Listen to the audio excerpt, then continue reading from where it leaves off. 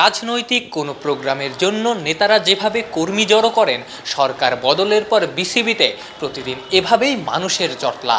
একের পর এক শোডাউন, স্লোগানের পর স্লোগান। দেখে মনে হতে পারে হুট করেই ক্রিকেট পরিচালনার জায়গা থেকে মিরপুর শেরেবাংলা স্টেডিয়াম মোটা দাগে বিসিবি যেন হয়ে উঠেছে রাজনৈতিক সভাস্থল।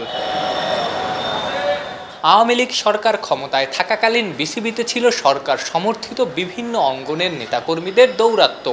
গণ অভ্যুত্থানের পর সরকার পতন হলে ভিন্ন রাজনৈতিক মতাদর্শে বিশ্বাসীরা বিসিবিতে ঘাঁটি গাড়ার চেষ্টায় আছেন।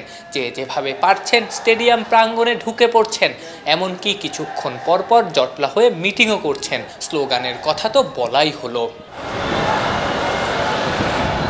শুধুই যে ভিন্ন রাজনৈতিক দলের নেতাকর্মীরাই বিসিবিতে মিছিল করছে এমনটাও না। ক্রিকেট পাড়ার অনেকের সঙ্গেই কথা বলে জানা গেছে, বিসিবির বর্তমান কমিটির সঙ্গে সখ্যতা করে বোর্ডে ছোটোখাটো বিভিন্ন দায়িত্বে থাকা অনেকেই রাতারাতি ভোল পাল্টে ফেলতে শুরু করেছেন। লক্ষ্য, সরকার বদলের নিয়ম মেনে বোর্ডে বদল এলে লাভের গুড়টা যেন তাদের ভাগেই যায়। ক্রিকেট বোর্ডে এভাবে বহিরাগতদের আনাগোনার ফলে ক্রিকেটারদের নিরাপত্তাও শঙ্কার মুখে। বুধবার সেই আশঙ্কার কথাই শুনিয়েছিলেন বিসিবির ক্রিকেট অপস বিভাগের ইনচার্জ শাহরিয়ার নাফিস। এরকম অনেক লোক তো এখন অনেক বাসা, আমি যেটা বলতে চাচ্ছি যে দেশের পরিবেশ অবশ্যই সময়ের সাথে সাথে স্বাভাবিক হয়ে আসবে। এমন না যে বাংলাদেশ ক্রিকেট বোর্ড, আমরা তো দেশের বাইরে না, এলিয়েনেটেড না। আমরা সময়ের সাথে সাথে আমরা মনে করি যে সিচুয়েশনটা কনসার্ন হয়ে যাবে। আজকে হয়তো 40 জন হচ্ছে, কালকে হয়তো 5 জন থাকবে, হয়তো 2-3 দিন পর থেকে স্বাভাবিকভাবেই রুটিন সিচুয়েশন চলতে পারবে। বিগত সময় আমরা দেখেছি যখন ক্ষমতার পালাবদল হয়েছে এরকম হয়, বাট যারা রেগুলার স্টাফ আমরা সিচুয়েশন সম্পর্কে অবগত আছি।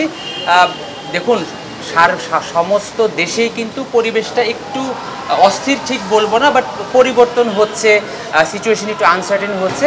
আমরা আশা করি 2-1 দিনের মধ্যে সম্পূর্ণ দেশ যেমন স্বাভাবিক অবস্থায় ফিরে আসবে, স্বাভাবিকভাবে গতিতে চলবে, ক্রিকেট বোর্ডের অ্যাক্টিভিটিসও স্বাভাবিক গতিতেই চলবে ইনশাআল্লাহ।